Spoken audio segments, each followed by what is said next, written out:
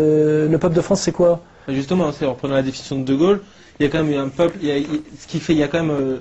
Oui, il est de race blanche et de confession chrétienne. Oui, il y a quand même un peuple charnel en France. Un peuple charnel, mon cul, je veux dire, 30% des Français sont d'origine italienne, portugaise, espagnole, polonaise. Oui, ils sont d'origine européenne, justement. Oui, ils sont d'origine européenne, mais et vous avez déjà vu physiquement un espagnol et un portugais ou un italien du Sud? Non, mais il y a quand même un point. Il faut arrêter sur le fantasme d'européen. L'Europe, c'est grand. Ce qui existe d'abord, c'est pas l'Europe, au départ, c'est la Méditerranée, déjà, en tant que civilisation. Et Maurras, c'était un latiniste. Il haïssait les Boches.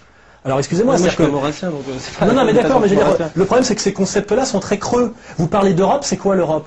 Hitler détestait les Slaves. Je veux dire, il pensait que c'était des sous-hommes. Aujourd'hui, si l'Europe doit être sauvée, ça serait pratiquement par les Yougoslaves, enfin par les Serbes et les Russes. Donc je veux dire, ces concepts-là n'existent pas. C'est ça le problème, c'est que c'est aujourd'hui des mots creux que les gens agitent comme des gris-gris, on va dire presque comme des fétiches. Ils sont incapables d'en donner des définitions sérieuses. Bah si, il y a quand même il y a un point commun entre un Français et un Portugais.